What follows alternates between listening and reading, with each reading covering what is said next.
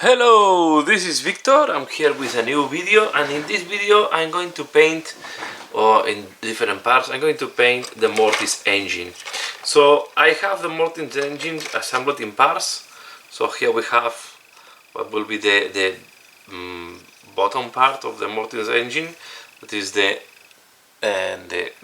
different ghost and the knights, or the guys that goes, yeah, these guys, right? Then we have um, the, the banshees that are not assembled, so I have them there. And then all this is in parts as well, okay? So I can take them out, paint them, and the main reason is I have better access if I paint this out, and then I put it here and we glue it everything together later on.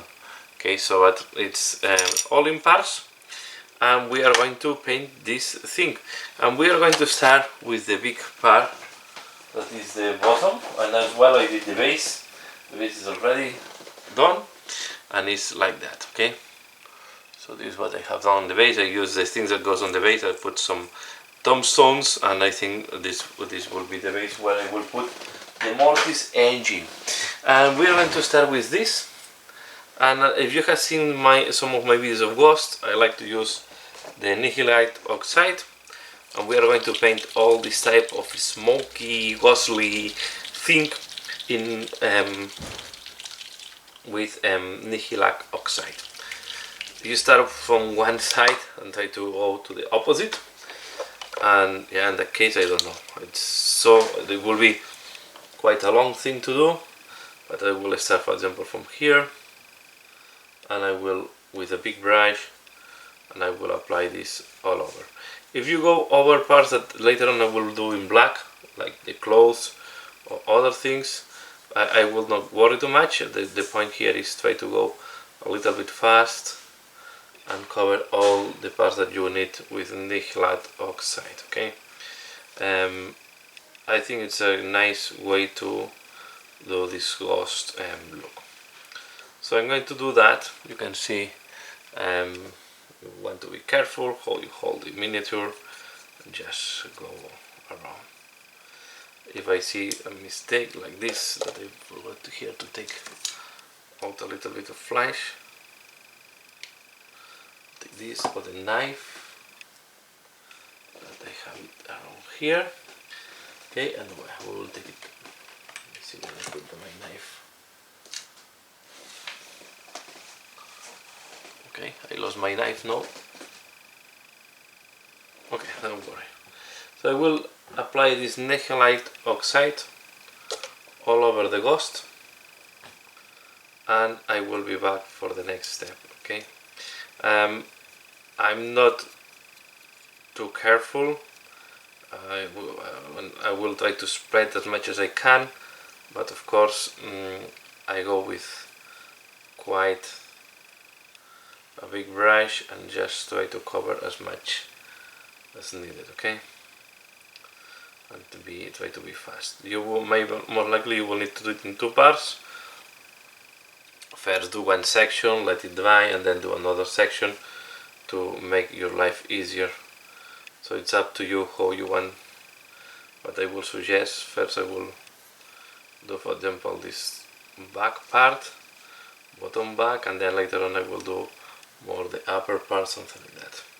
Okay, so but there is not much to say here. Okay, and I will do as well, I will paint, because this is, I want to use it as well as a light with my night hound. So I will go quite ghostly, especially on these ones that are like that. Maybe these skeletons I will leave them in bone color, but I will do a mixture of ghost looking and yeah, it's like a ghostly ethereal look mixed with real parts, as I did for all the what's called this, for all my Nighthawk. Okay, so I will do this all around, and I will be back for the next step. You can see it's okay, it takes a lot too much, but you spread it out and you try it. You use your brush to spread it out. Okay. And we keep going.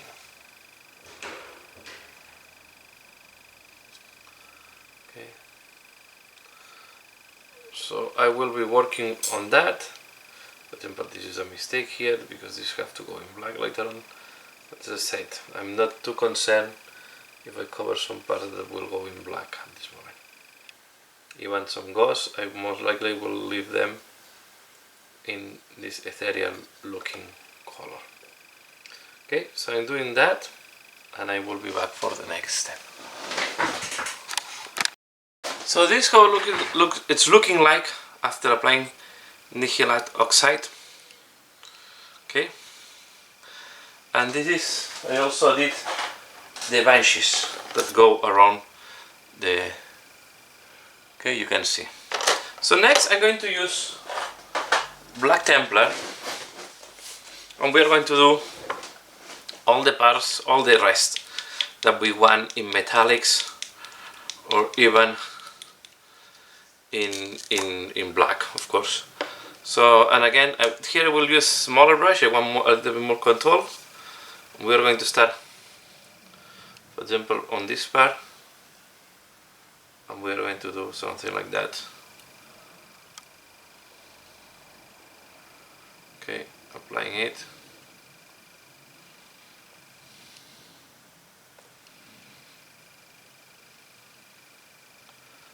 Like that. Okay, and I'm going to do as well the swords. The only thing I will avoid maybe are the parts that I want to do in bone color. Okay, but the rest I will do almost everything. So I will do this, and I'm back for the next step.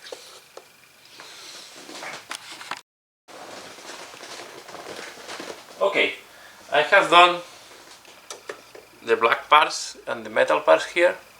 We will need to come back. I want to wait that this is completely dry. I had to do a couple of repairs that I have to do, but still we will need to come back and work here. So I just wanted to put the colors, and then we will need to do some really detailed work on all this thing. But while this is drying, what I'm doing, I will start working on the central part of this miniature, and we are going to do the floor. We see that this is a stone floor, and what I'm going to do, I'm going to use Glyph Charger, and I'm going to apply this on the floor. Okay, I was thinking if I want to do this on bones, I think I will go on blacks, then the skeletons on. But what I will do now is I will apply, you can see, I will apply here a layer of Glyph Charger contest paint. Okay, so it will give this greenish bluish stone color. That is what I'm looking for. Okay, and I will do as well all this part here, and then we will do the roses and the other parts in a different color later on. But it's better we do all this on this. There is a lot of details on this miniature, and it's really a very complex. And if you see here that there is no prime applied, is because here we have the necromancer. The necromancer it goes over this part. So because I put the necromancer on the miniature to do the priming. Okay, I assembled everything, and then of course I did not glue it, and disassemble now to make my painting much easier. Okay, you can imagine you cannot paint this if it's fully assembled, at least not with brush, maybe with airbrush, but I'm not using airbrush. Okay, so I'm going to do this on that, and I'm going to paint as well this one. Okay, so this one I will do it in 2 steps. I will do first the base, and I will do everything, and then later on we'll come back and we will pick up all the details. But as we have the stone everywhere, and then it's covered with plants, and it's really a complex miniature, because this looks more like a piece of terrain than really a chariot. Okay, so it looks like a piece of the tomb that is of the cemetery. I want to say it means like they just rip away a piece of the cemetery and they make it fly and go to the battle. Okay, so I will do it like that. I let it dry, then I can do the other half, the other part later on, and here I will do the same. So now I have done the top, and now I will do all the sides. So I'm going to do that, and as well the bottom. You can see here, this is what they were saying, it's like stone, but we are going to apply it then later on brown as well. This one I wanted to look more like earthy color, and you see there is so many details. There is even skeletons popping out here. So but first I apply this stone color, and later on we are going to apply more earthy colors there, like if it's been part of the ground, just remove from there. Okay, so I'm doing that, and I'm back for the next step. Okay, again, while this is drying, okay, I put this guy on a piece of cork, okay, like that, and I'm going as well to put color on the necromancer. I will go with a single Basilic Cannon Gray, and I will apply it all over his clothes. I will try to avoid dirtying the hair and the face. Okay, I know the face have a bandage on the eyes, but I think I will go like that.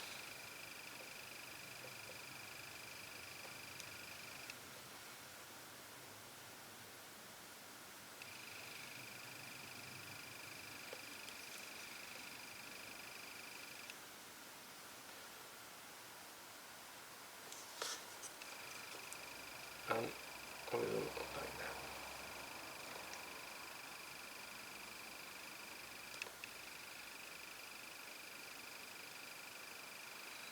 And I like to use Basilic Cannon Gray because it's like a bleach black. At least the result it gives is like a bleach black, or black that have been losing. Yeah, it's being a little bit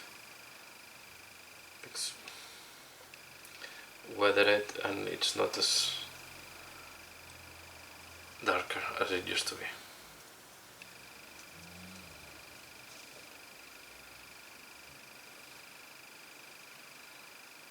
And I will not do difference between the top, between the hook and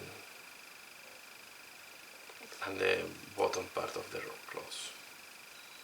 Okay, I will go black for everything.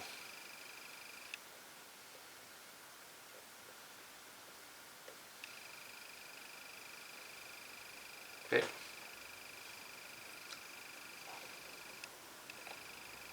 Now I can change to bigger brush. I will do first this. As I have this type of glove hand.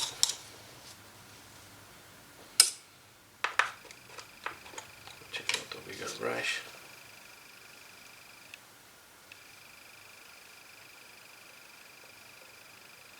Again, I want to avoid to go over these things.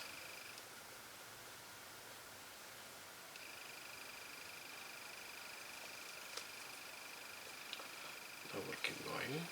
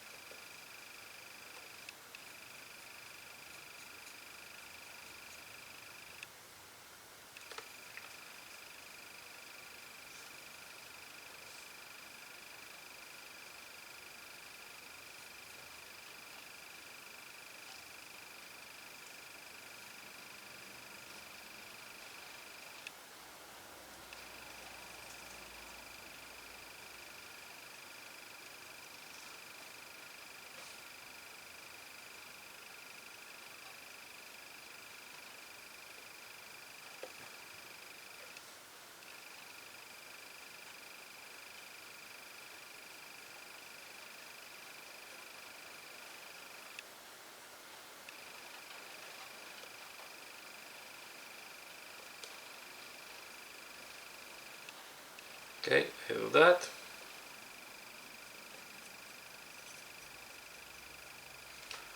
And now I will wait that this dries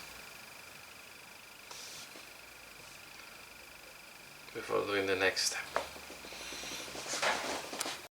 So at the end I decided to paint as well the skeletons that are here with nihilite oxide, and I will not have bone color, maybe just on the horns of the helmet. So I will keep just the armor and the weapons as non-ethereal, and I will paint the skeletons as if they were ethereal. So I just clean up with white some of the faces that by mistake I went over with black, and now I'm applying nihilite oxide, so all the skeletons will be as well in this bone color. I think it's going to be easier, and it's making sense that these are like ethereal skeletons with all the ethereal. I will also take the advantage if I see some parts that are missing to do them as well. Okay, so that at the end I only have black or nihilite oxide, and just with these two colors I should have everything completed. So I will do this on all the skeletons we have here. Maybe I go a little bit over the armor, no problem, because at the end you want this color to flow a little bit over, like give this type of glowing effect over the black. Okay, so I'm going to do that, and and I'm back once this is done. Okay, next step we are going to start working on the highlights and making and cleaning up all this bluish, greenish, turquoise, etheric thing. So we are going to use white. Okay, I'm going to use white for that. I'm going to use, just one moment, like that. I'm going to use white. I'm going to use this light turquoise colors, but I'm also going to use these two greens, so Gauss Blaster green, and even a darker shade as Hybrid green. So I will start normally between using the, I'm looking now for my brush. I need to put some water here. I have all these colors in my wet palette. Sorry for that. So we are going to start from one side. So just let me show you how we look like. So here we have this side. I start doing the cleanup, especially on this part here.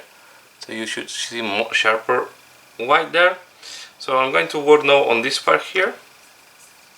And what I do is I start first with the Gauss Blaster green, and I will start highlighting the parts where I want to be lighter and brighter. Okay,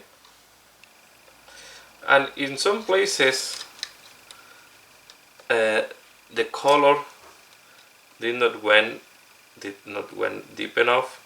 Then I'm using Cybery green to go there. We can also use the turquoise, as this will give more like the mid-tone tone. Then we can use white, and we will highlight where we have this, because it's like a smoky thing, so you want to really go there, and then you can use the turquoise or the Gauss Blaster, depending if you want to go greenish or bluish around it. Okay,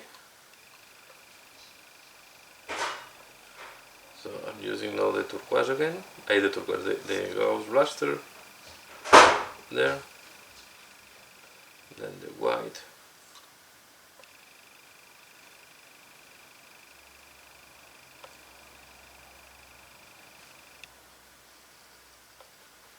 and if I see that it's too bright, then I go with Gauss Blaster. But you want to create more levels of shades and highlights. Okay, because it's quite flat. Just applying the nickelite oxide, and then when we have one of these skeletons first, skulls first, I make sure that I do the recesses really dark. For that I'm using the cyber green. And these ones I want them to pop up, so I will use white.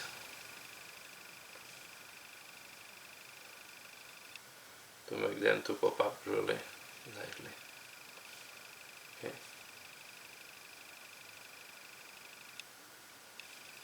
These I will consider like ethereal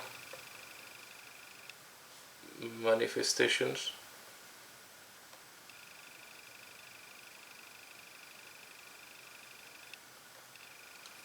Okay, and then we go white. I was using the cyber green and no white here, and Gauss blaster green to make this transition there, and now I use white.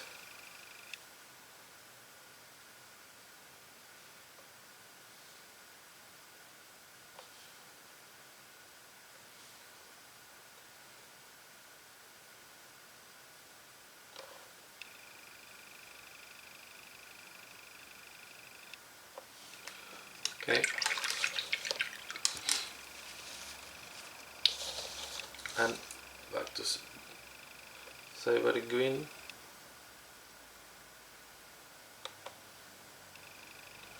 And then a little bit of Gauss blaster green, a little bit more.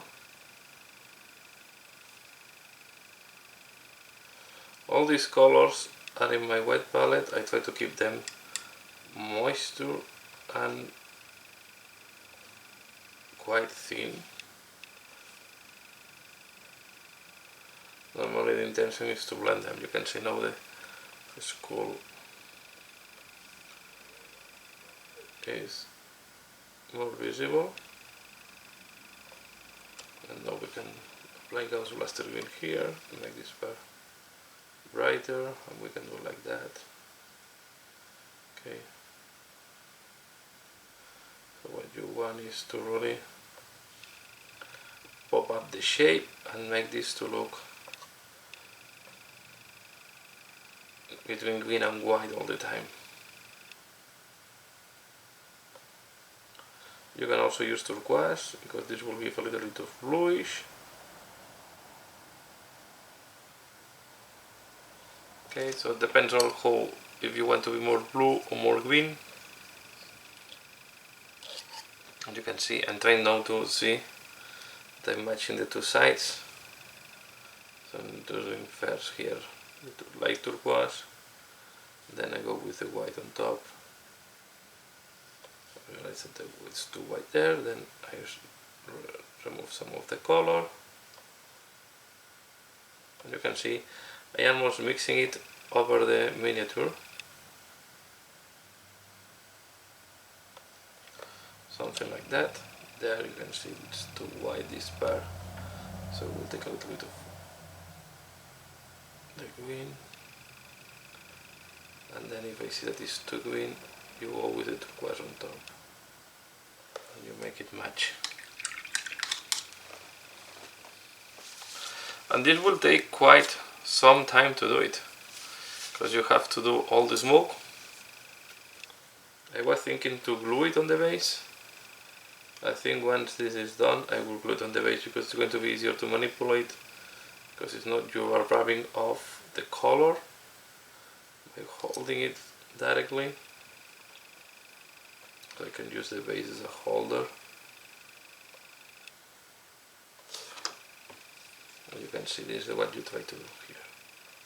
Because they're like another skull, so you want to do, try to do lighter there. Then this one I will do it with Gauss blaster green. This one here.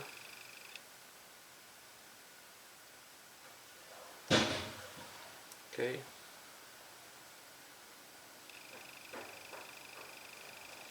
And we keep going. This one. I will put a little bit of darker green, make it look. I will put some water on the favorite green. For here, we want to be sure that this becomes darker. Now I can use the turquoise to make it more blue. We can use at the end Gauss blaster green to lighten the color. The end, this part will not be that visible because we have to put, I don't know, I need to see, you have to calculate what part will be visible, what part will not be that visible, so you need to, so to understand where you need to put more effort and less effort. Okay. Too much white now, but this part will mix, you see, and I go down in tonality. Now it's much better, and I keep moving, so we start from one side and you keep advancing.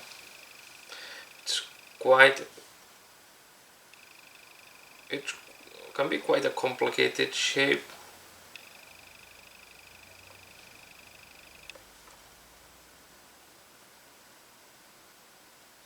And can be will be quite a time-consuming step. Okay, so take your time. I recommend you split it in different sessions, painting sessions. If you get tired of doing that, do another thing and then come back later. It's how I do this very time-consuming thing. Sometimes I do another thing in between, do something different, and then I come back later. Okay, well, it's up to everybody to see how, because sometimes some parts are more tedious than others, so just try. And you can see I'm rubbing off the black. This is not a big problem because I need to highlight the black later on. This is why I'm deciding that I will need, and realizing I will need to glue it. Again, using darker green because this will go at the bottom of the miniature. This part will be glued to the base, and we keep going. We keep going. Okay, and I will do just a part on camera. You can see that it's more or less all the time doing the same. Playing with Gauss blaster green mainly and white to pop up all the different details. I have to say there is quite a nice amount of details on this miniature. It doesn't look like at the beginning, but you can see, for example, here we have another type of skeleton. Skull with some rib cage there.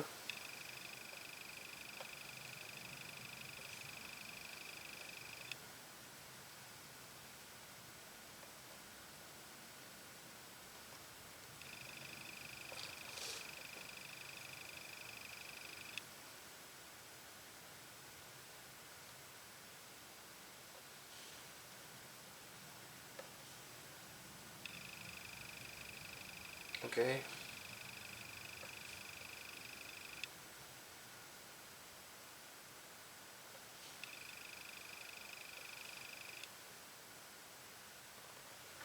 Okay. We keep doing.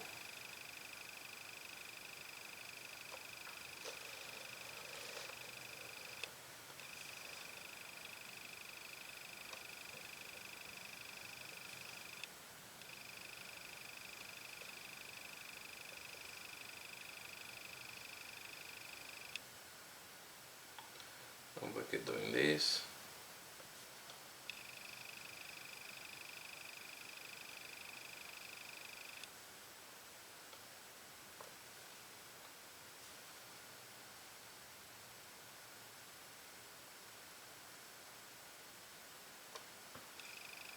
Like that.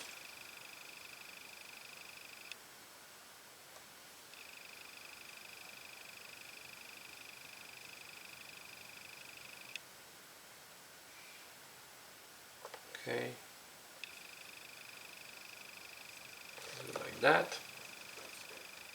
We'll do the rib cage here. The skeletons, I like to highlight them quite a lot to really make them to pop up from the rest of the smoke. So we really want to make them, like to them a little bit maybe brighter.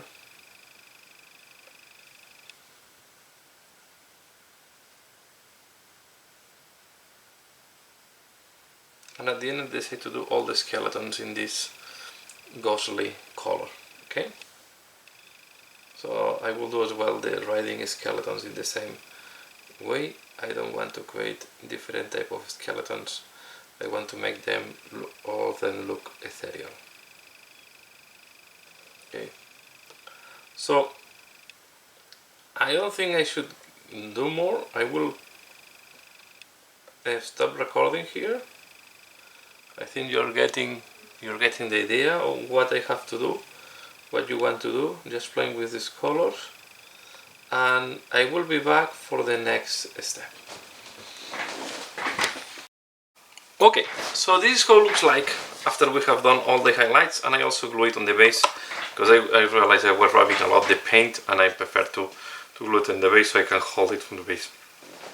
The base, I try to keep it quite simple. We are going to put some decoration later on, but as you can see I went for these tombstones, and then I put these things over the tombstones instead of letting them to be on the ground. So next step, I'm going to use lead belcher. Okay, this is one of the darkest metals, and I'm going to do all the parts that I want to be them on metal.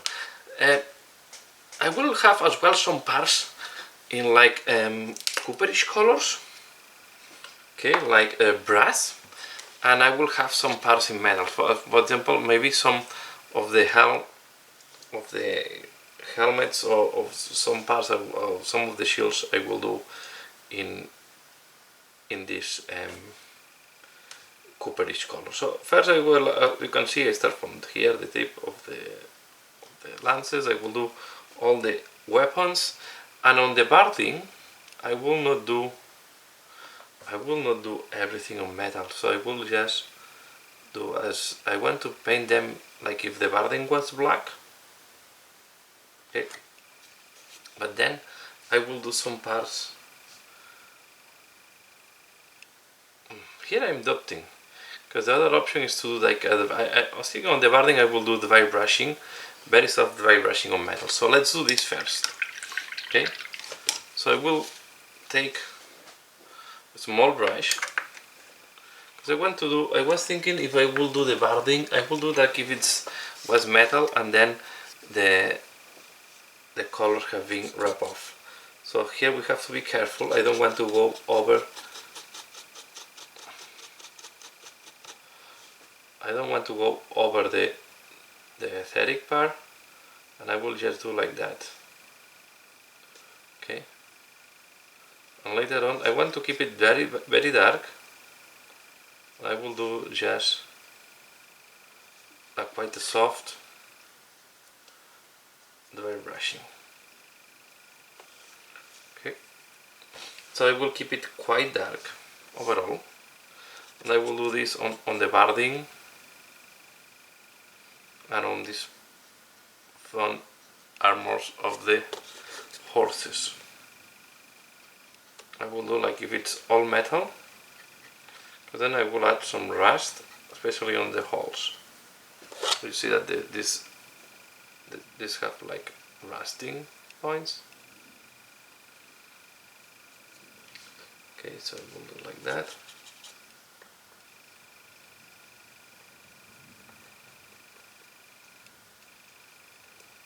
And I will do as well. And I do this before doing the black, because more likely I will go over the black with that, and then I will need to retouch the black.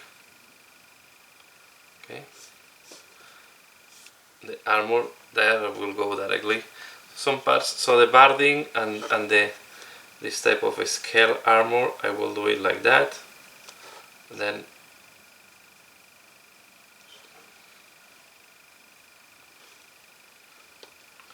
okay, here as well. And then on the armors and the shields that I want to be this cooperish color, I will paint them directly, but here you can see we'll do like that.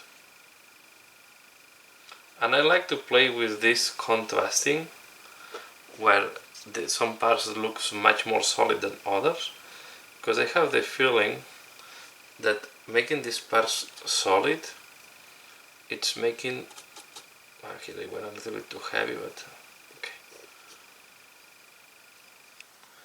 Making some parts really looking solid, it's making it also making this contrast helps to show the etheric part of the bluish color.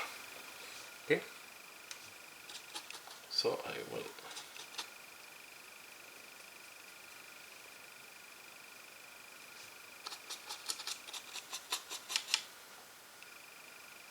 you can see I'm not drying the brush a lot, and I'm trying to have some control not to go over the etheric part.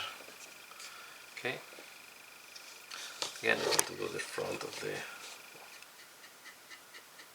and the idea is to, like if the armor of the horses was black, but just because it's weathered, the paint have been rubbed off, and now the metallic is appearing from underneath.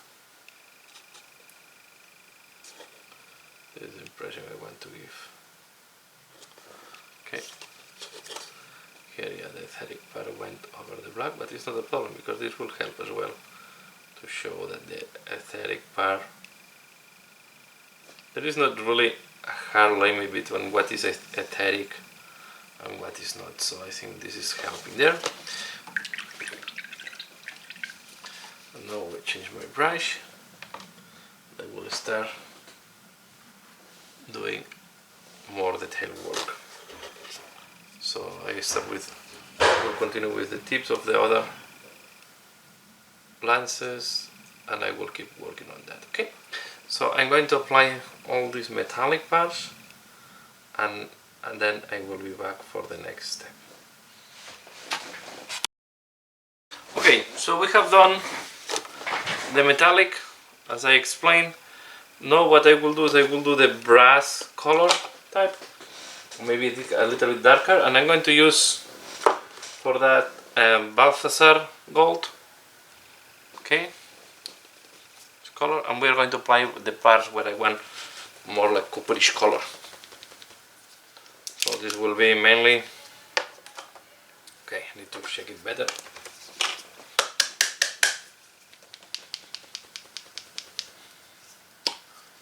Some shields,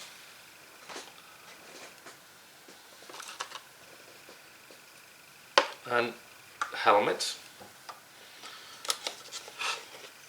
So I'm going to start with this. I will take some water.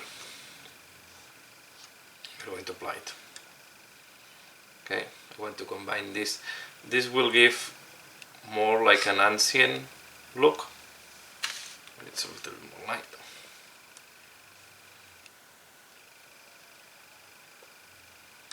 Okay, and as I said, we thin it down and we apply it over black. This together with gold, with black, and with the silver or metal iron we have applied. These are going to be the three colors that I'm going to use for the non-ghostly parts, and I want to give more sensation of a solid object. Okay, you can see I go very dilute. That's okay. I will also do this one. Okay, and I will do some other details. So I'm doing that, and I'm back for the next step. Okay, Next step, yeah, I would say that I will use black, bronze, or copper and iron, but I also have wood, so I will use no Benblade brown where I have wooden the wood exposed. Okay, so I will use it here, for example. I will use it on the handle of the Reaper and a couple of places more. Okay, I try to go thin. My Benblade paint is a little bit dry, so I had to water it down. It's a little bit maybe too water, but I will do 2 layers and this should be enough. So we are going to do here, I'm going to do the handle of the Reaper, and if I will look as well if I see any other part that I want it to be brown. Okay, I like this brown because later on we are going to do a wash with the agate shade, and we'll give the tonality that I really like. Okay, you can see it's a little bit too thin here, so I will do 2 layers to be sure I have a nice and a solid Benblade brown before doing the wash. So I'm doing that on the 2 shields that have the wood exposed and the handle of the Reaper, and I'm back for the next step. Okay, next I'm going to start working on making the rust on the sword and on the metallic parts, and I'm going to use Razor Rust for that. Okay, but as you have seen some of my videos, what I do is I take water, I dilute part of it. Okay, I will start with some part of the armor, and I will just start applying the rust. We'll start from the front. I will go as well here a little bit. So you just want, and this will give a very nice contrast with the bluish, greenish of the ghostly part. Okay, as well will make the armor more interesting. As you can see, I took a bigger brush to be sure I have enough water on the brush, and because this is like a stabbing, and yeah, you will damage the brush on using a brush that is not that good. Okay, and I'm using the one I have more precise, although it's just starting to be damaged, and I will need to buy soon a new brush. And I will keep doing that. So here a little bit, as well here,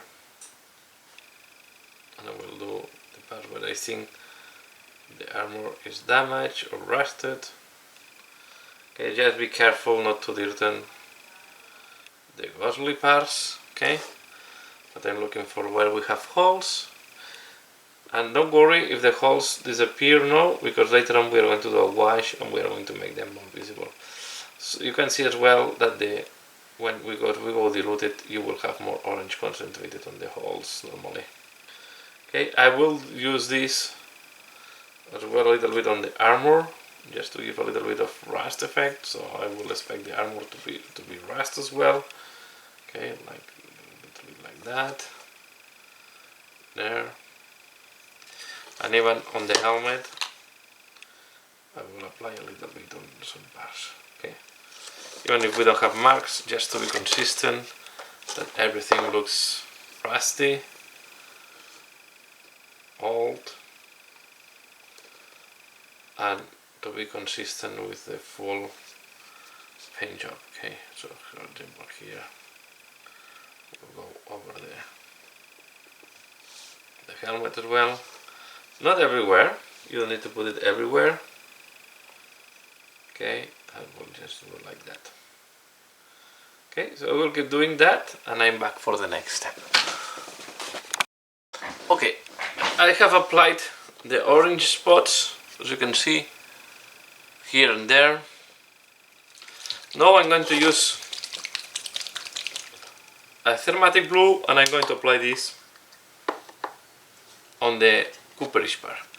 I don't apply directly the Nihilate oxide because I want to give a different tonality in that case, to distinguish to make it a little bit more different. Okay, I think this isochromatic blue will give a very nice shade. I will be quite generous in most of the parts with the isochromatic blue.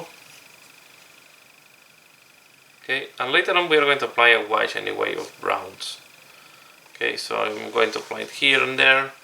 The shield, you want to be quite generous, so cover the holes, the skull. I think this will give a very nice bluish undertone that will make it work. In this one you really want to go heavy to pop up all these rivets, all this texture. And yeah, and I think that's all what I have in this cooperish color. I know here we need to apply as well. Okay.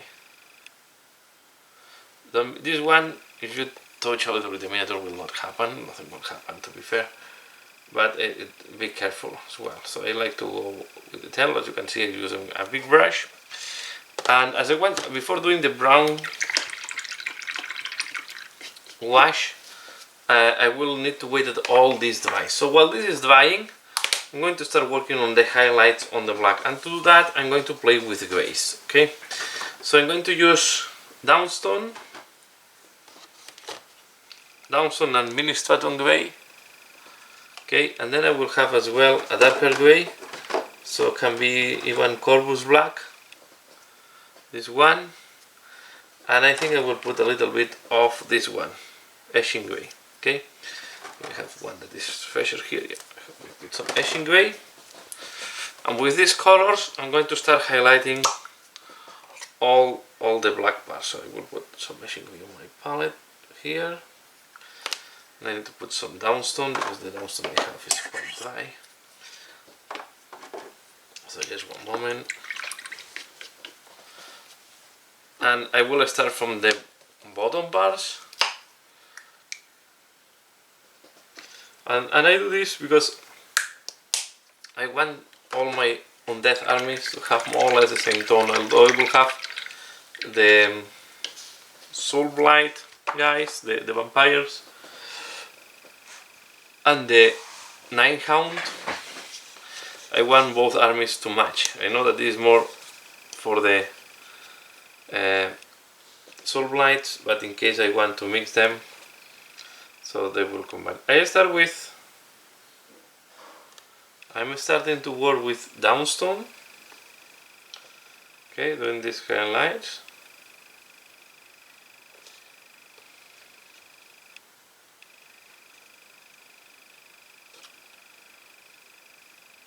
And when I need, I will use Ashen. So at the end I want to give the sensation of a bleach black, right? You don't want to look like a nice clean black. You want to look like a weathered black. So this is why I'm playing with grays. I need to put black as well anyway on my palette, so I will take some Corvus black.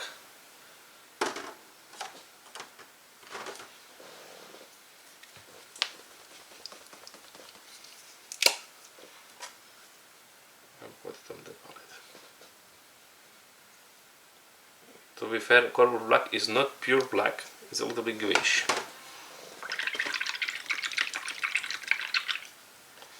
So let's go. Let's do all this work. Okay, as you can see, I'm starting with one of the black robe dress ghosts. Then I will start highlighting.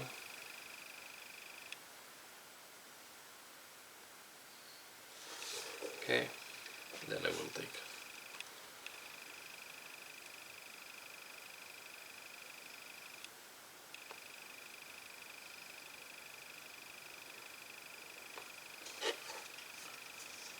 you want to play with the grays to make these transitions smooth, nice, but at the same time highlight and make it look interesting. Enhance the volumes and the shapes of this miniature. I'm going to do like a little bit of edge highlight to pop up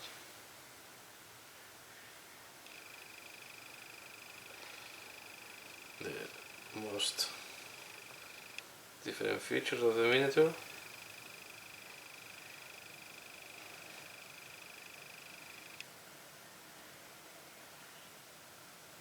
Okay, like that.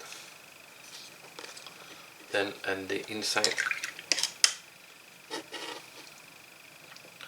we'll take Corvus black and be sure that the inner part is really dark.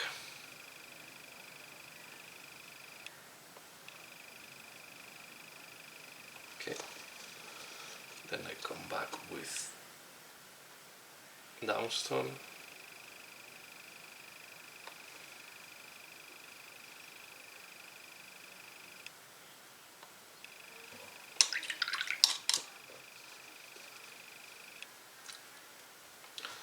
And I do downstone.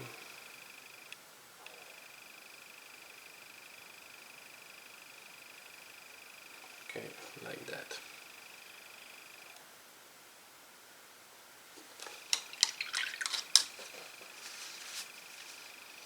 We'll do the top more in downstone and in etching gray. So this part here, maybe I can let me see if I can show it on camera. So I'm talking about this part on the top. Okay, this is more exposed. I will make it lighter. Etching gray. We'll do the same here.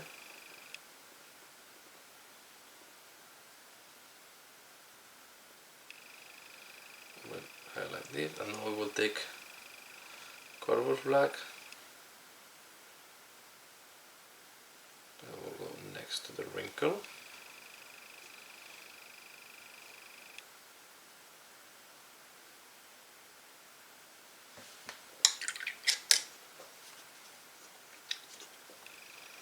And I will use downstone here.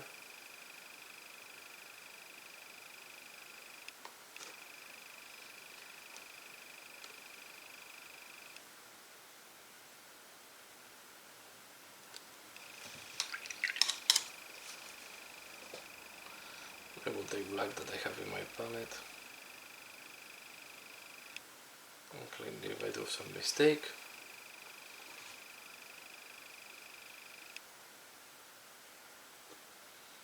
And I do like that, like that.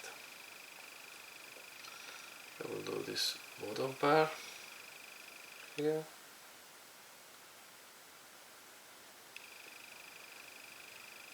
Now I'm taking etching gray.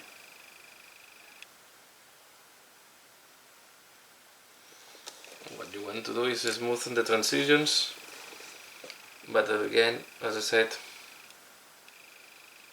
I want this to look quite a weathered and sun bleach black.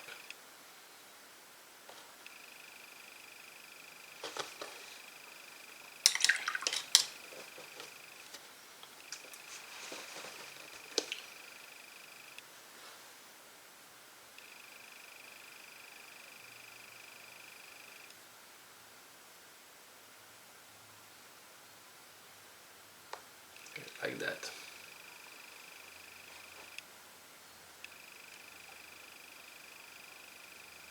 I will now put a little bit this.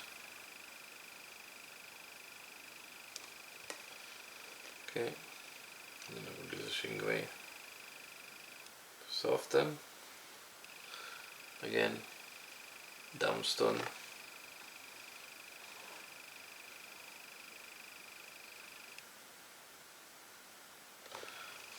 copy that a little bit.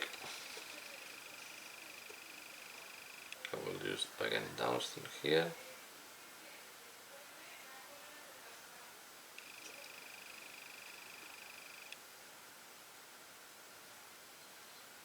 It went a little bit out of frame, sorry.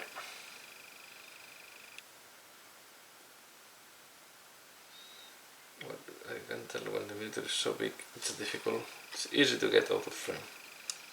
Because it's not easy to reach all the parts. And I really like this Mortis engine. I think it's quite a nice sculpt.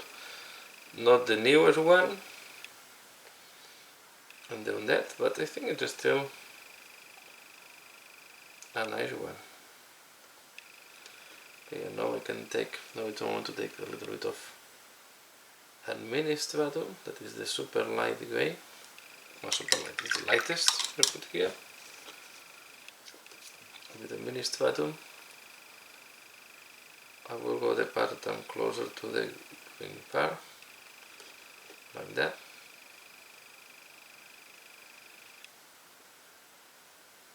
Okay.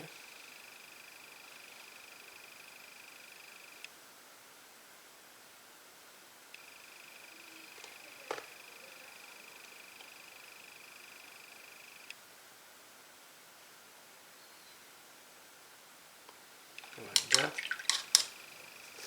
And now etching.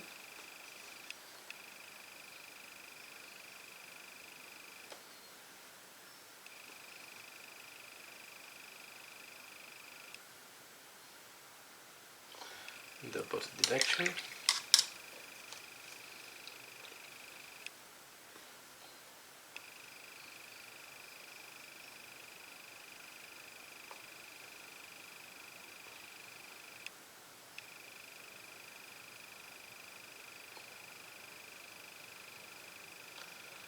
Now black.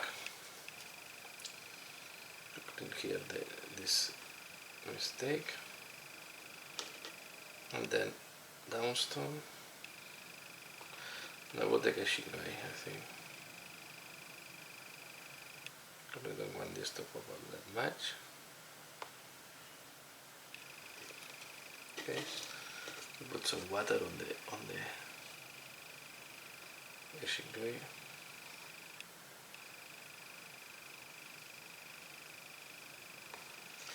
Now we'll take Corvus, and I will make this darker. Okay. And we are going to go work all the black in the same way. So I will keep working the rest of the black parts and I'm back. Okay, so this how it looks like when we have done the black. I will do as well the black on the, I have not done yet, but I will do the black as well on this guy in the same way. So I will not repeat it because it's more of the same, but this is going to be done in the same way.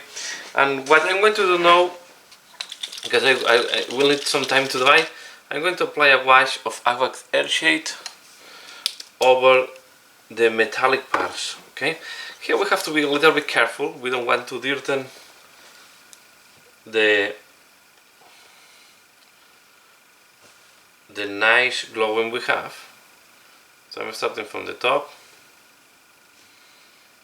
and I will apply it over all the metallic parts, the cooperish, and as well over the iron looking ones. Okay, for example here I want to be quite careful.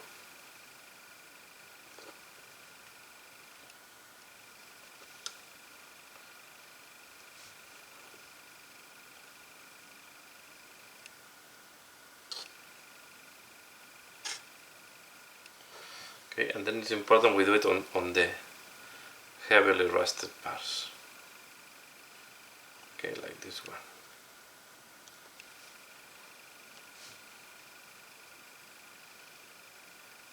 Because then all these holes will become darker.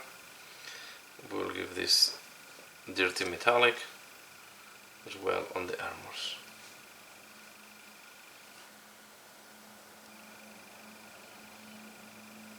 Okay, on the shield I will do it as well on the wooden parts.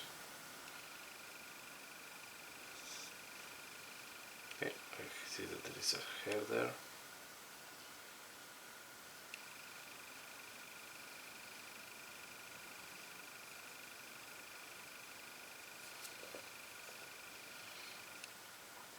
Okay, something like that.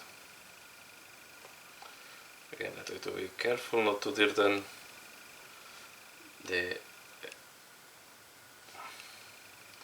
aesthetic looking parts.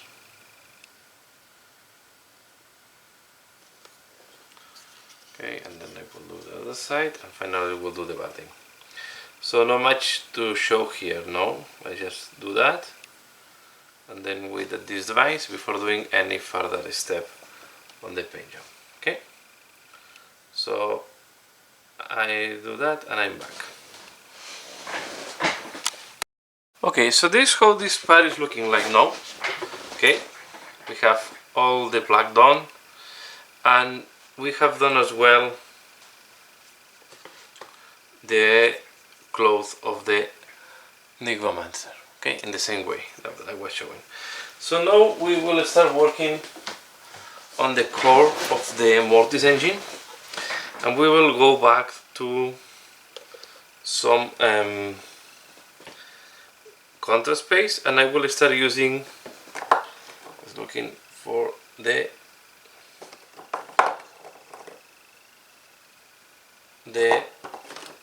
is just a snake bite leather. We are going to apply this. If you see the bottom part, it's like it was the ground just removed from place, so I will apply it where the part is not stone and it's like ground or soil. Okay, so for example here.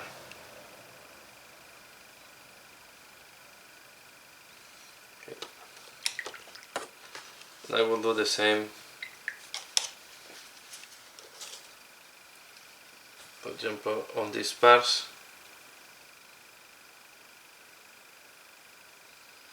What I believe is more like soil with some stones. Okay, so in that way we will have two colors. Try to leave the stones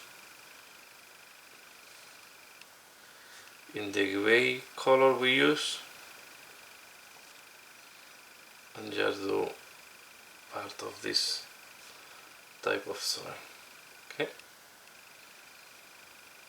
so I will be doing that, as you can see, slowly, patiently. I'm trying to be precise.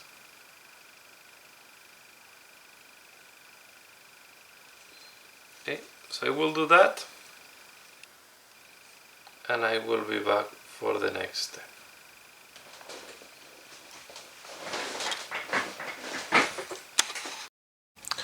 Okay, so we have done all the brown parts at the bottom, and now what I'm going to use a skimmer spool.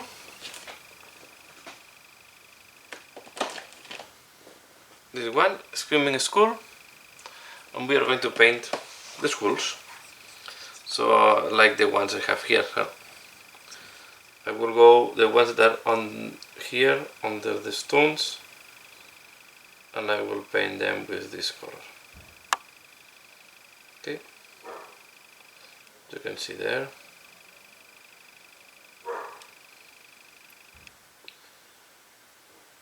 I will do them all,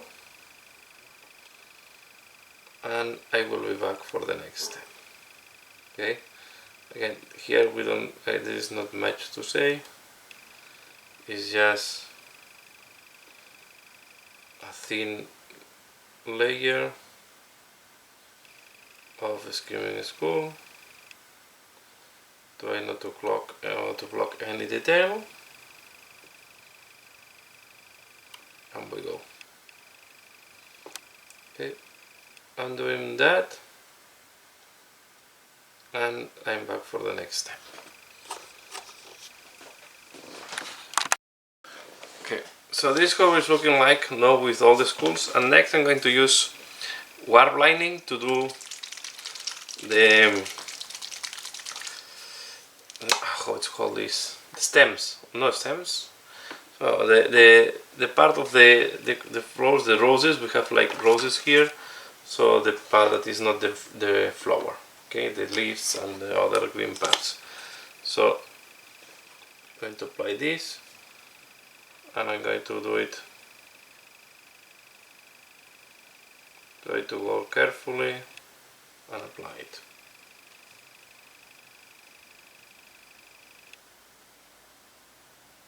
Okay, like that.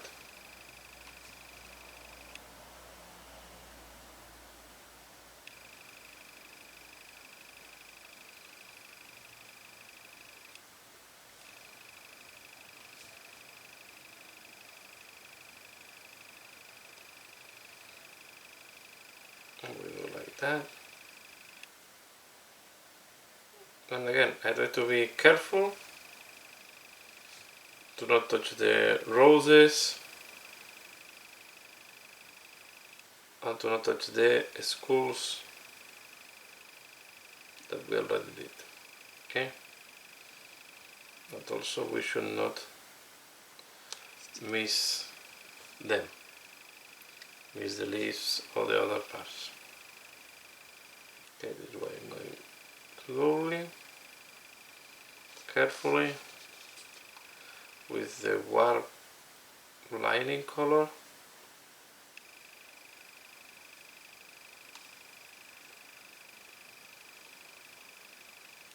Okay,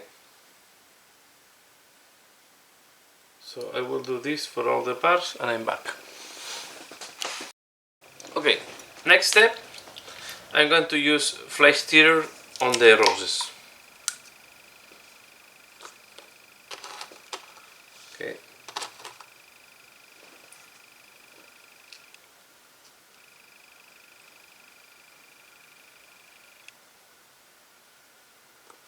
This is how I'm doing all the roses, flowers. I do them all in red.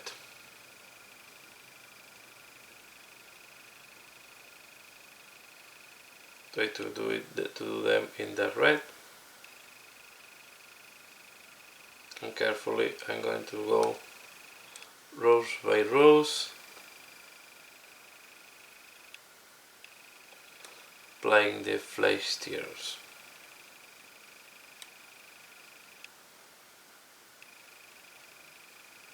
Okay.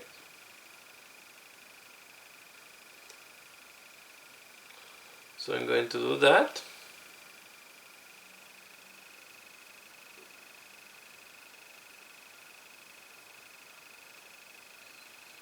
And I will be back for the next step. Okay, next step I'm going to use agriculture shade, and we are going to wash the stones and everything with that. Okay, so I will start from this side and I will do both sides of this. Okay, so we are going to apply it. This will give a darker tonality and will create this brown. Will make the stones, the separation of the stones, to pop up a little bit more. Okay, and we are going to apply as well on the skulls and here. So we are going to create all the shading we need. So especially when you're doing this part, be completely sure that this have dry before doing any further step. And I forgot to mention before, I'm also doing this part. Okay, so this part, of course, I'm going to do first. I will do it in two phases. I will do first the bottom up to this height, for example.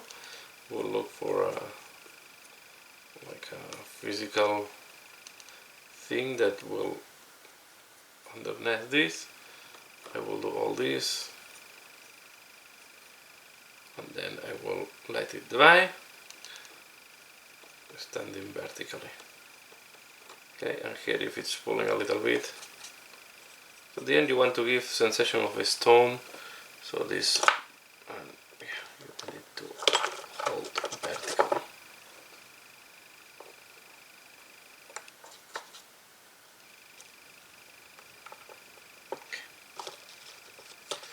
and then I continue with this, and I will do this, and as well I will apply it here at the bottom. Okay, so I'm doing that, and I will be back for the next step. Okay, so this is how it looks like after we have applied the Agwax air shade. So I know what the roses are a little bit too dark, so I'm going to use Mephiston red. Okay, this one, and we are going to do some highlight on the roses. So we take a little bit with the brush, and we just highlight a little bit the roses so they are a little bit, they pop up a little bit more. Okay, I like to have this on red. This is the, put them on all my army.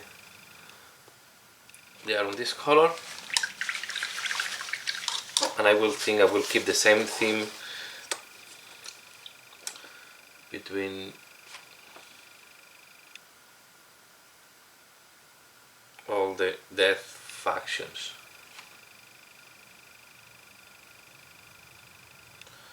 The only ones that will not have rolls will be the, if I have some flesh eaters.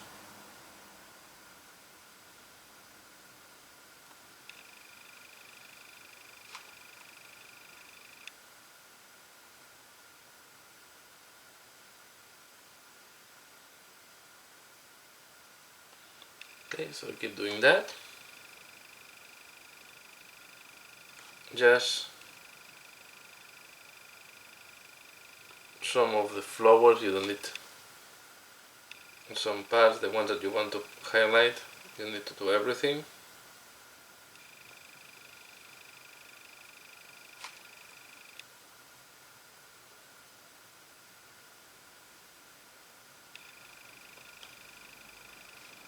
Okay.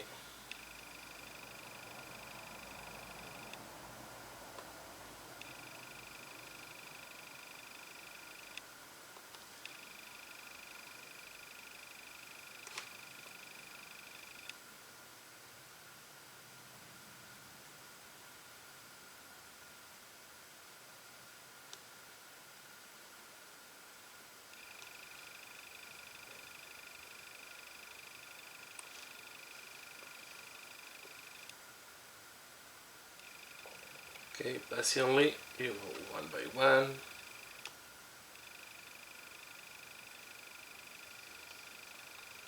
And when you like it, you can stop. Next step I'm going to start painting the cage and all these decorations, and for that I'm going to use a contrast paint that is, here I have it, is the Gargant's Sewer. So it's like a brown, greenish brown, that I would like to use. In the case, I take in a bigger brush. I will start from one part and I will start going to the back. So I will do most likely half of the parts. I will let it dry and then I will do the other half. You can see I'm just applying a thin layer. Okay, try to avoid that it's pulling too much. So I try to spread, but I think it's a nice, will give a very nice tonality for all this. Will give this like a very body. I know that looks like a bone structure, but I want to go darker. I don't want to go bone color here, because we'll be too close to the, will give very little contrast to the ghostly part. So this way I decided to go for much darker color, and later on we can do, if you want, like a dry brushing or something like that on a lighter brown. Okay, so I start from the bottom and I will start going up and doing the whole cage and decorations. So you can see, so I can do here. The book I will avoid it, but I will do the skeletons, and later on we can do the skeletons in that lighter color, but I will apply this contrast paint on all this, okay? Like that. Carefully, slowly.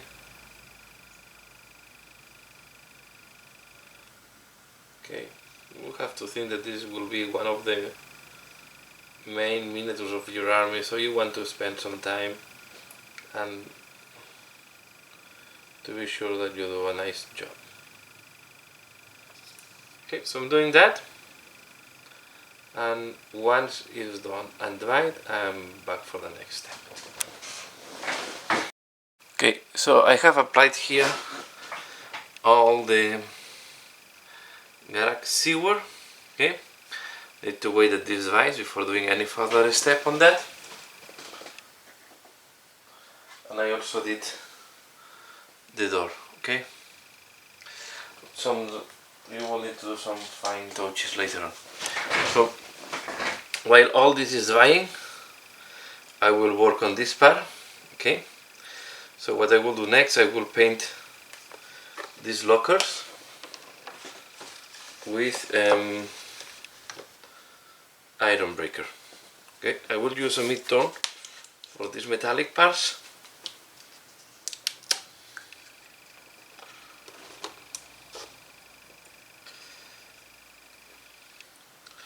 I'm gonna do the back later on. So I'm applying here iron breaker, because later on we will apply, as we have done at the bottom, the wash with Agax air shape, but I want to do it as well, covering the metallic part. So I'm doing these ones, all the lockers, you can see.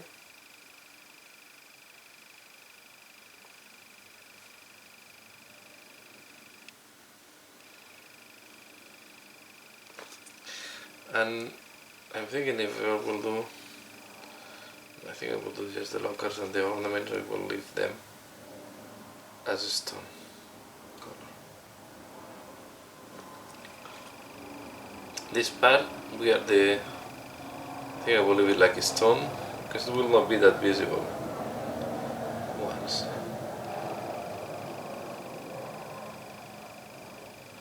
Everything is painted. And again, we need to wait that this dries. And I will wait because I want to do as well all the candles, but I think I prefer to wait that I prefer to do first the Agax shade wash, and later on I'm going to do the wax and the candles. Okay, this is like I guess it's like I don't know, but this should be a reliquary, something like that. This guy is having, it's the engine of the Mortis engine. Okay, and I will do as well all the metallic parts that we have on this type of cage. Okay, like here the chains that are locking the cage, but I will do as well all the metallic parts like the lights and so on that we have on the main part. Okay, so I'm doing all this in iron breaker, and I'm back for the next step. Okay, so I have glued this part on the base, on the miniature, so we have now all together. But what I'm going to use now is I'm going to use dried bark. Okay, and I'm going to look for the parts where the contrast paint did not work correctly, where we have like white spots. Okay, let's just say, for example, here on the tips, and I will apply dried bark on these spots. Okay, just to be sure that I have a nice and uniform, especially on these areas where the paint may have some more difficulties to go into. Okay, so I want to have a nice and coating with this dark brown before doing the next step. So I will go all around looking for these white spots, parts where the contrast paint did not work as, or did not went, because maybe sometimes there is a little bit of the dirtiness from your hands, or the grease of your hands there, and then it does not help the paint to stay there.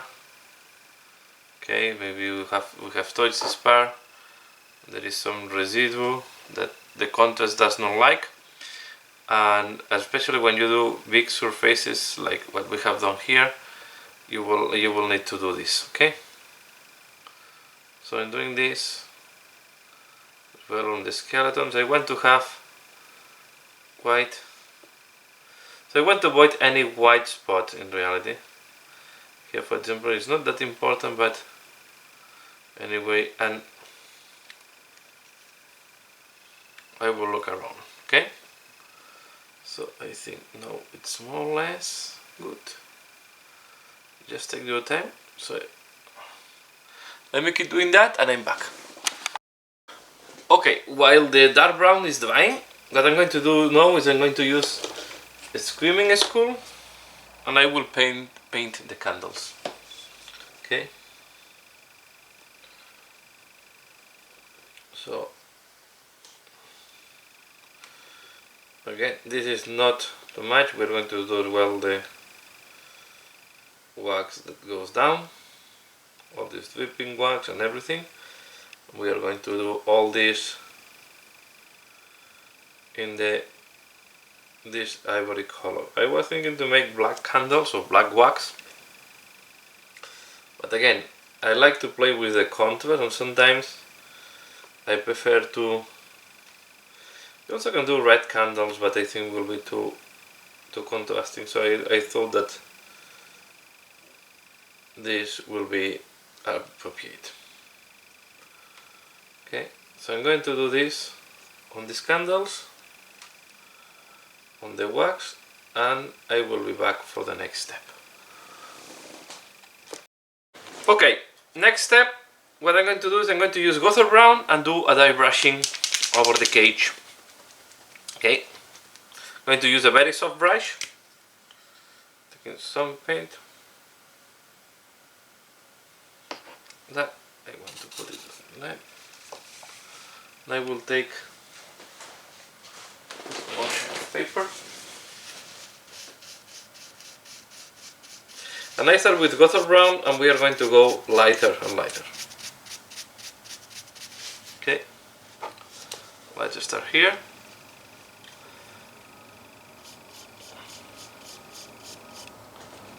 And I will start. The intention is to be very subtle.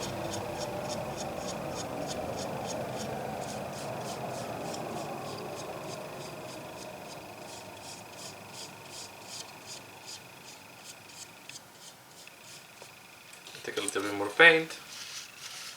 Straighten up.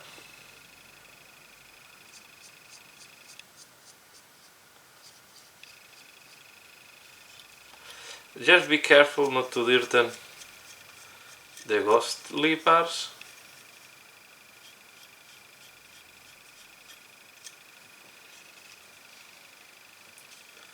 We are going to do the inside as well.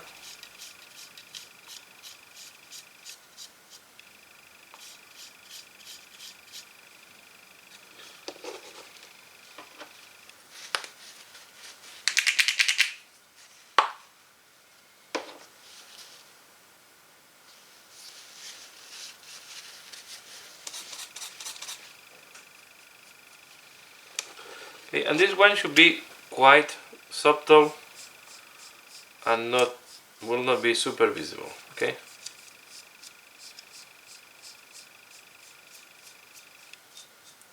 And you always, when you're doing dry brushing, you want to start soft, and you can keep increasing. Okay.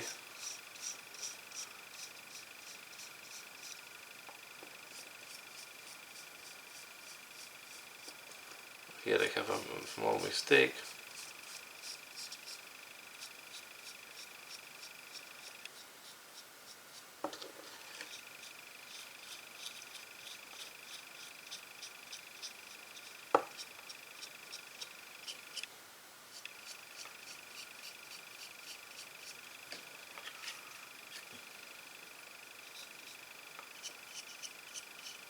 Okay.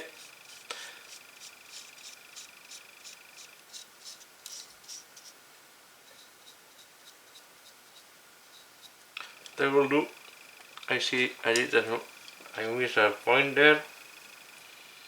So I will take that around and do the correction. And so I also find another point. And another point I think was here.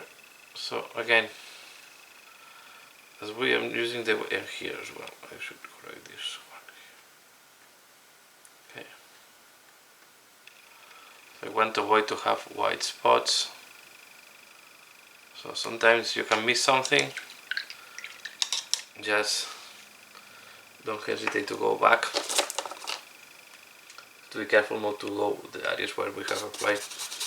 And I will keep putting a little bit more of Gother brown.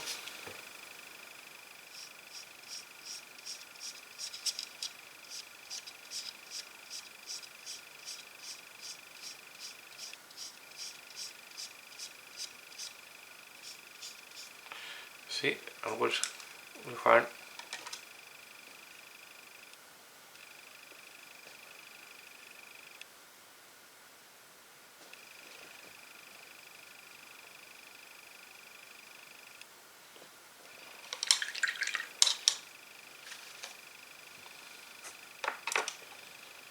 so as you can see, it's when you do these big surfaces that way it's quite. Oops, I did not do it nicely.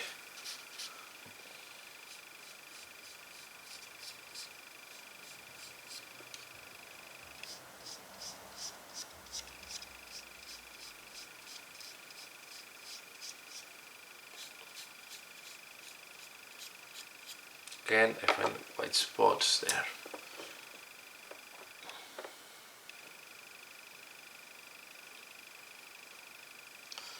This one is quite hidden, difficult to access, so you will need to come from the other side. Do like that. I thought I found another one on the top, but okay. So I have done the Gother brown. Now I will take its V88. It's more like yellowish type of brown, and I think will give a very interesting contrast. Again, we start very soft. Be careful because this one will contrast more. And I have not cleaned the brush in purpose because I want to keep the brush dry, so it will become lighter and lighter as we keep using its V88. Okay, and then let's start from this side. And this will give more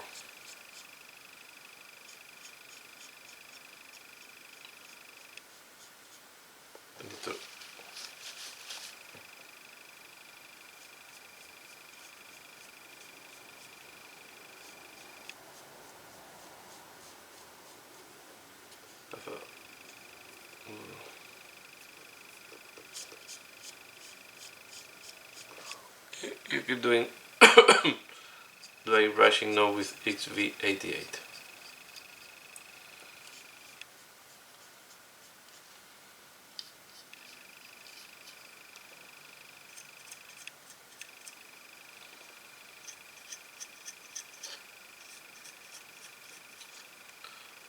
I will take a little bit more.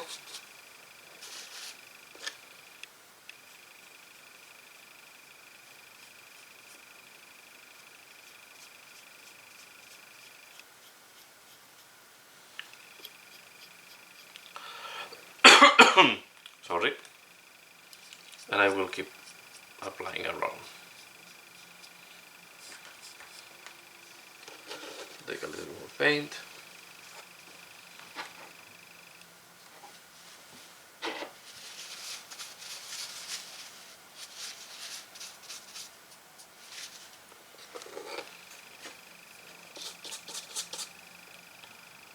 And go.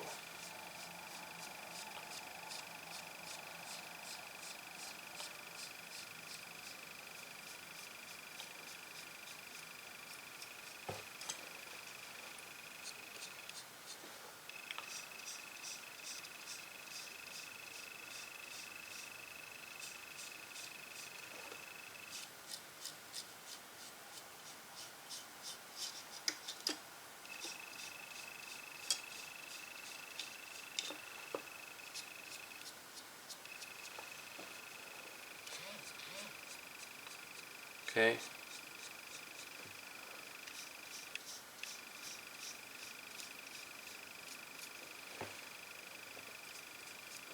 Now we're going to do the inside.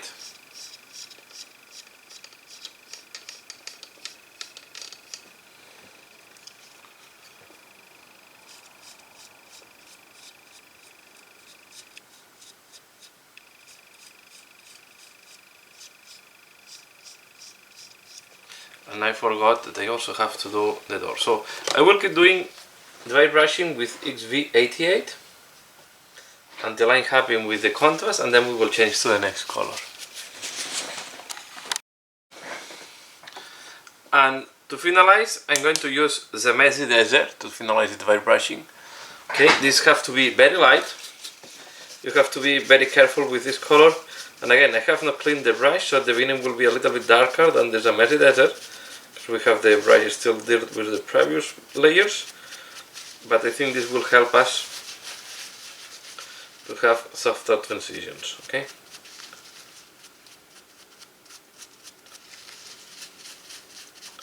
I'm going to clean it up because it's quite. I'm going to clean up a little bit more, and we start. Okay.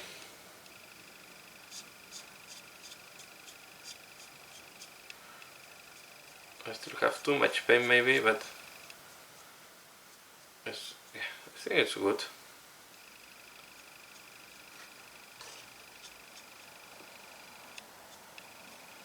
So I want to give, you know, these very old bones that are becoming brown over time, like almost fossil, like almost a fossil. Like scorch bones.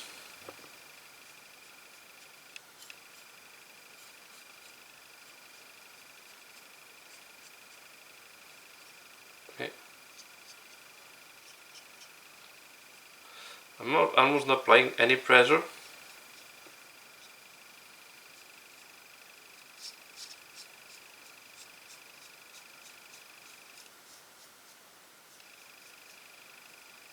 Removing the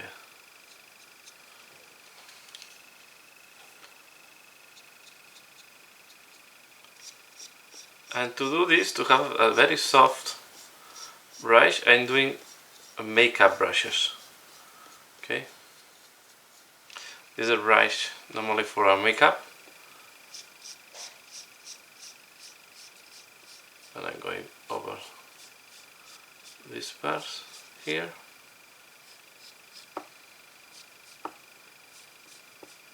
And again, you can do until you are happy on the look. Once you are happy, we can stop doing that.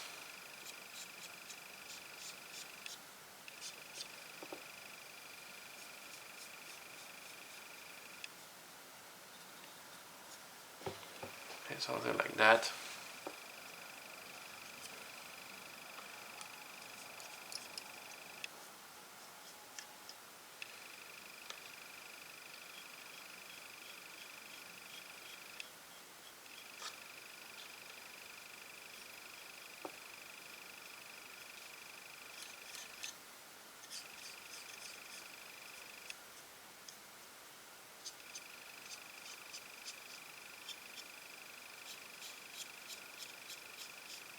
Okay, let's do the door.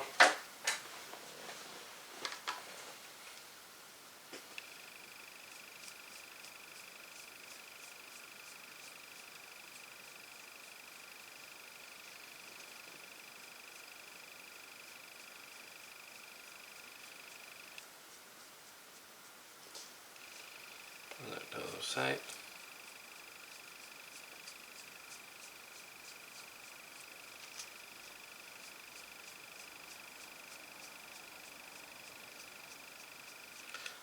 And the dry brushing is done. Okay, we'll leave it in one side.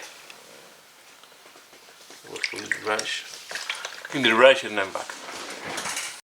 Okay, next I'm going to do some shades here on the wax, and to do that I'm going to use Seraphim Sepia.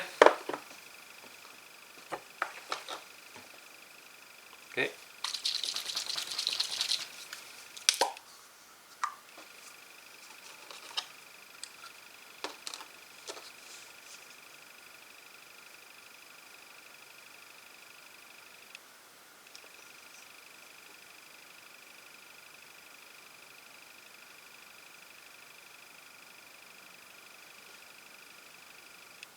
We'll do something like that.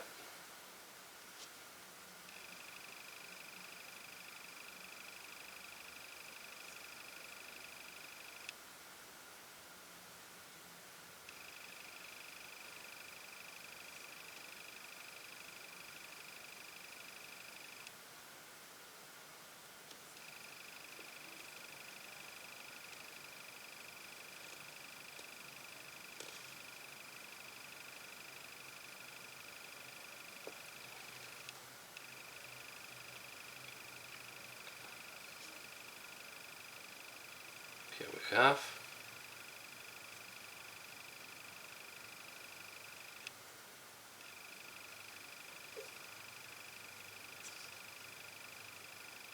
As you go a little bit out, it's not going to be the end of the world. So we'll go like this.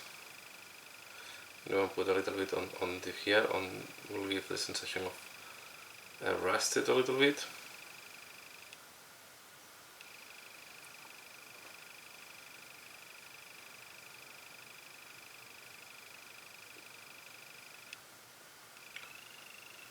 Okay, something like that. And I will leave it. We'll remove a little bit where I want a little bit less of the Seraphim Sepia.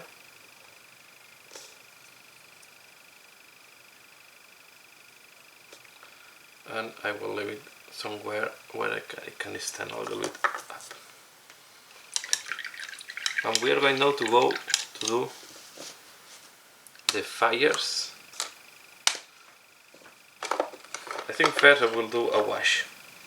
So I will take now Aqueous Earthshade, and we are going to wash the metal parts on this thing, like the lanterns at the back, the lights. Okay, all this we are going to wash it with Aqueous Earthshade, and I prefer Aqueous Earthshade to black in the case because I want to give this sensation of old and rust. Okay, and we are going to do this. Have to be careful I don't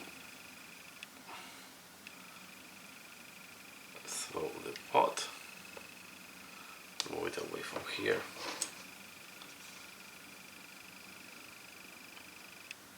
But you can see I will do all these metallic parts, and we are going to do as well the metallic parts that were at the base of the skeletons. Though they are looking now a little bit rust after the dry brushing and so on.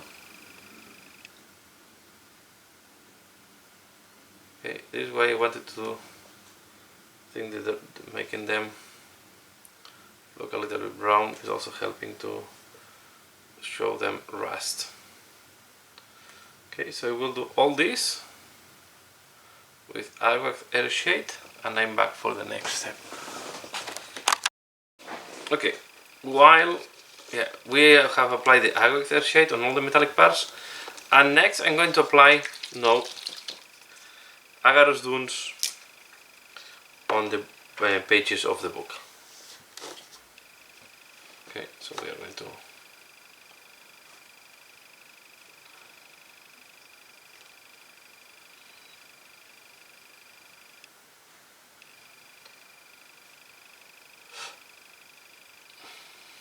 try to avoid that this accumulating.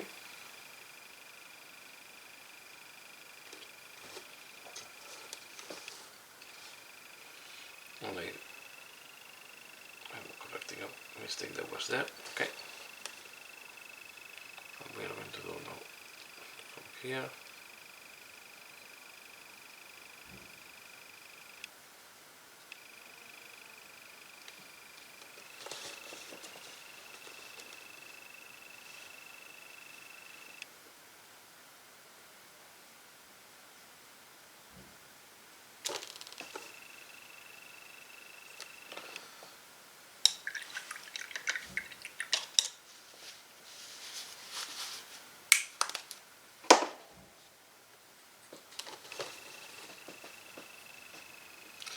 I will remove a little bit the excess. I want it to look a little yellowish, but not brown. Okay, so removing a little bit the excess.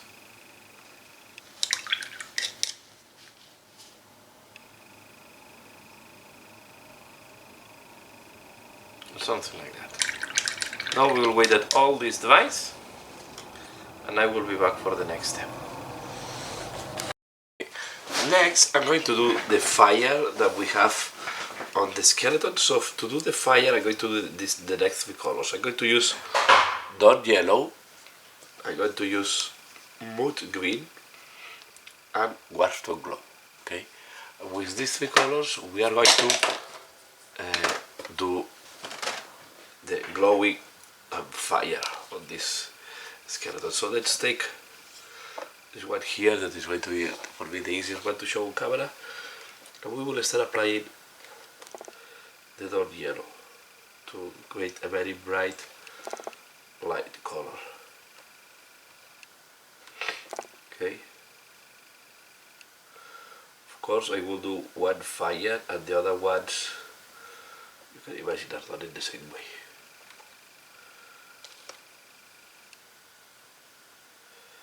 I like first to cover everything with dark yellow.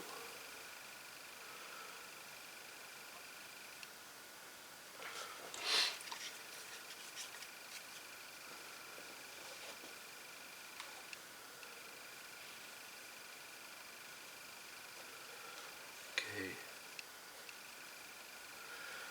put some water.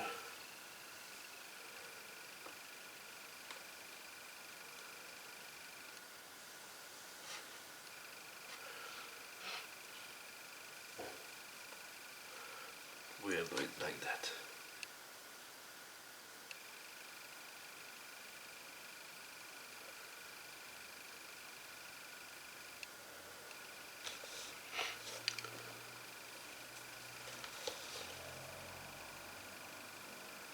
Like this.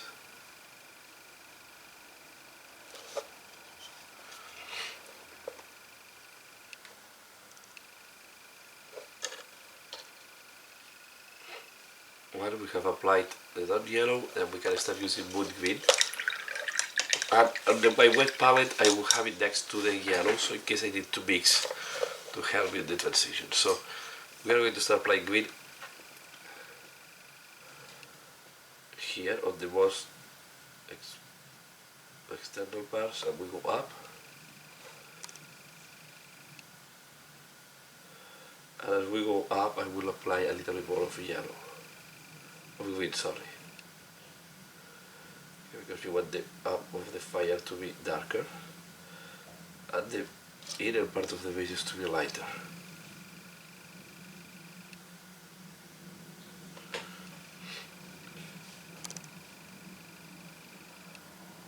Okay, you want to do something like that.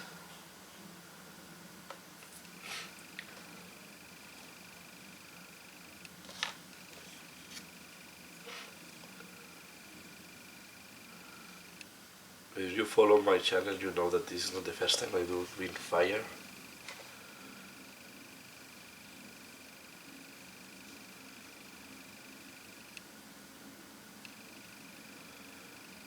At the tip of the fire, you want even to go in the inner parts with the greens, because you want to do like a double transition, so you want to have the top darker, the bottom lighter, and then as well the recesses much lighter. So we'll only leave the bottom recesses in the yellow, and I will do almost everything else in greens.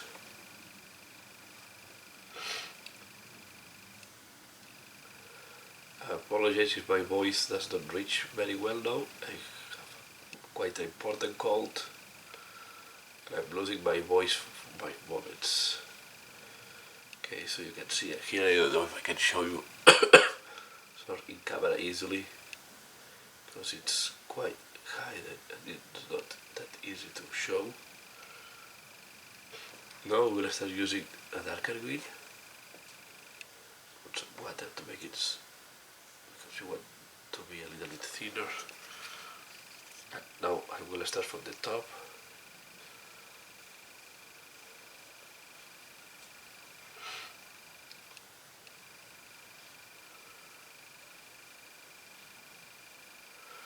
And then I take the wood green, and even you can take yellow now and make it lighter. So you want to do the transition as smooth as possible.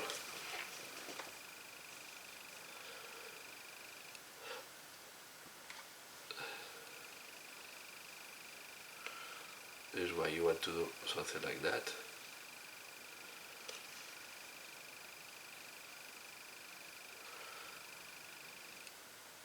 Okay, and then take a little bit of the darker green.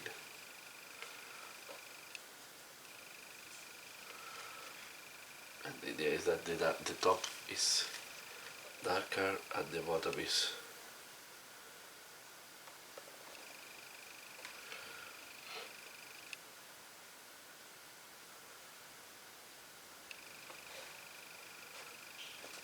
put some more water, because I have the feeling that it's too dry, the paint.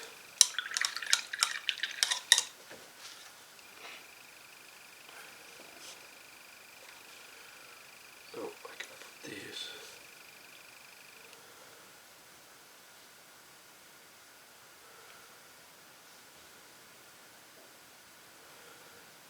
Here, and now I will take light green.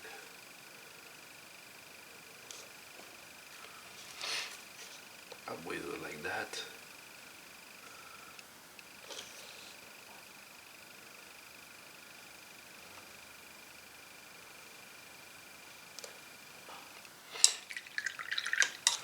And the other thing I want to do, you want to get a little bit of glow to give the sensation. So we will take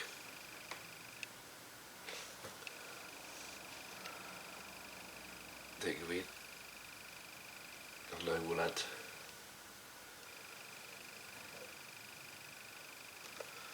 a little bit of glow around here.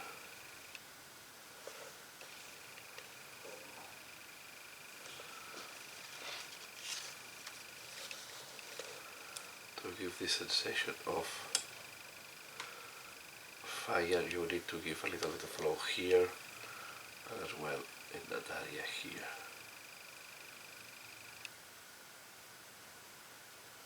Okay, and then we can put it especially inside of the ribs, like if the fire is coming from the ribs. Okay, like that.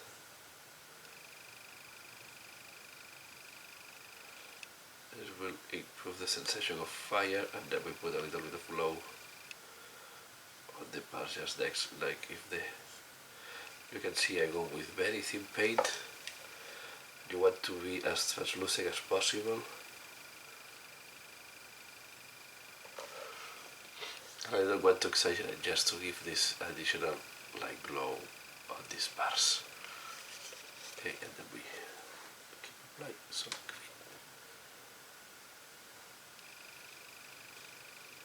here, and to well applied intense this area there. I want to do the same on the other side and eliminate a little bit of the yellow that is too intense there. Okay, like that. So at the end the fire will create some glow around.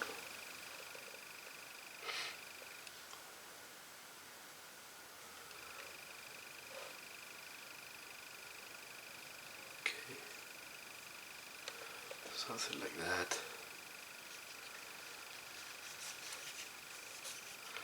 Now we'll take a little bit of the darker green. We want to apply it at the tip.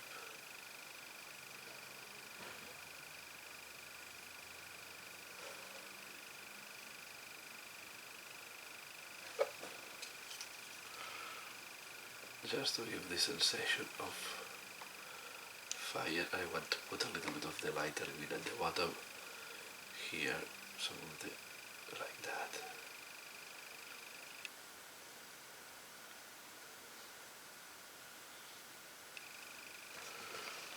Okay, and like that I'm quite happy how it looks like.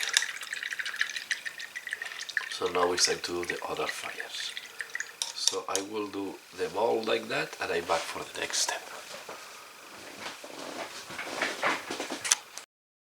Okay, so I was trying to do the tutorial in one video, but I think it's too long, and at the end I decided to split it in two. So this is how it looks like after we have done the fire. The green fire, you can see we have a nice and striking green on the top part. I think it looks nice, and this glowing makes it's a nice touch.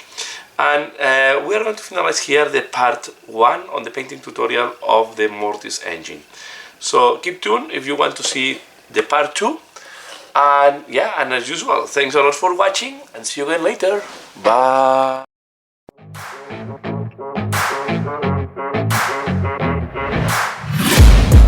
Taking shots at the enemy, I'm gonna make it to the top, leave a legacy.